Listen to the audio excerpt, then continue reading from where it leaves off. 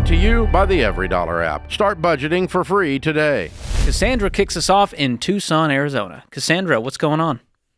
Hi, how are you? We're doing well. How can we help? So, my husband and I, we started a rental car business through Turo. Not sure if you're familiar with that or not. I'm very familiar. Yes. I can almost guess where this is all going. Yeah. So we financed 3 vehicles that are now completely underwater. And in Tucson, it's become pretty saturated. So we're not doing as well as we had started off doing, because we started off doing really great. Now, since probably January, it started to kind of taper off, and then the cars got into some accidents, and then there was no income from this business. So now we're personally backing it when we have no money to back it. And so now it's racking up credit cards, and my husband's second job that he has is having to fork out the money to pay for things, when in reality that money should be going towards the credit cards, because he's when he contracts work out, he has to put it on a card and then gets reimbursed. So now we're not being able to reimburse what he put on the card, because now we have to pay car payments and insurance. Oof. Before George digs into the math here, I just need to ask you before we start talking, are you willing to change your entire posture on this deal? I want out. Okay. Is that what you mean? Well, I want out. I know you want out, but the way you're talking about it is all of these things are happening to you. Everything was perfect, and then all these things happened to us.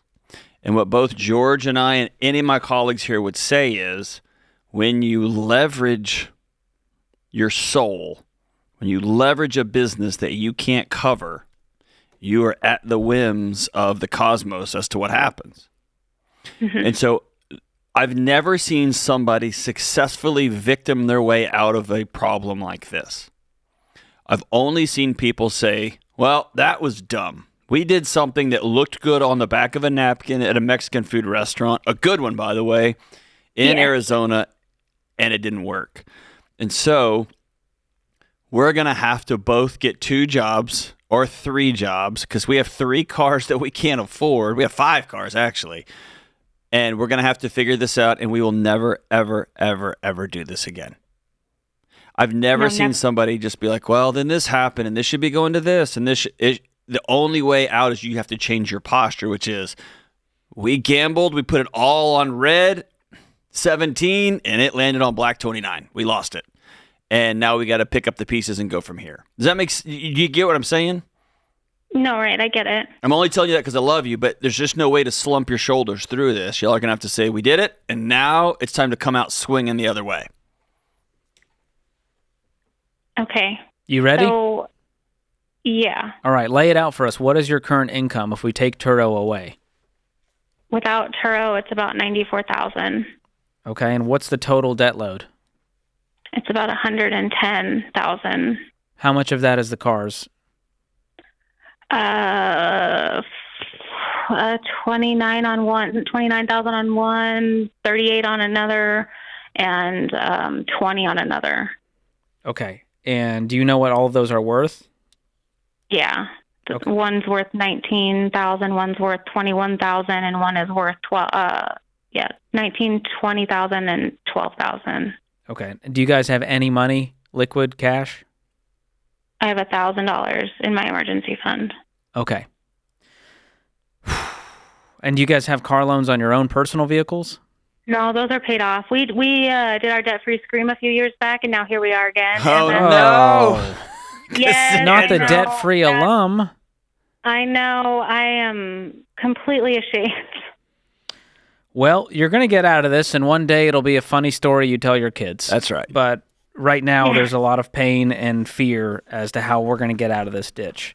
Yep. The good news is you guys have a good income, and without Turo, which I assume was taking up some time, could you guys pick up more work, more jobs? He cannot. He's already tapped out. What is he doing? He's an executive chef, and then he's also a contractor for a company. and he travels quite frequently for that one. Is that doing similar chef contracting or what?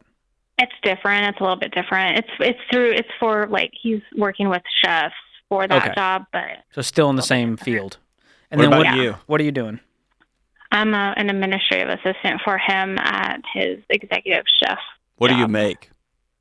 Me, I make about 16,000, I think. I'm Okay. confused. Why would you work for him when you can go make double or triple that elsewhere? We have 3 kids and no help, so I need that flexibility. Okay, so you're staying at home with the kids while doing this administrative work for him part-time. Yeah. That makes more sense. Okay, I was worried. I was like, you need to find a different job. Okay. Yeah. All right. So if we can clear $100,000 here and we can pay off, 50, 60 a year living off nothing, this becomes a solvable problem to just pay this all off. The other way to approach it is, can we find the difference? Go to the credit union and go, hey, I need a difference for this loan so that I can get out from under this bad underwater car situation. Then you have a smaller amount of debt to pay off. Okay. But you're not keeping these cars anyways. And so I like the idea of getting out as soon as you can from these underwater vehicles.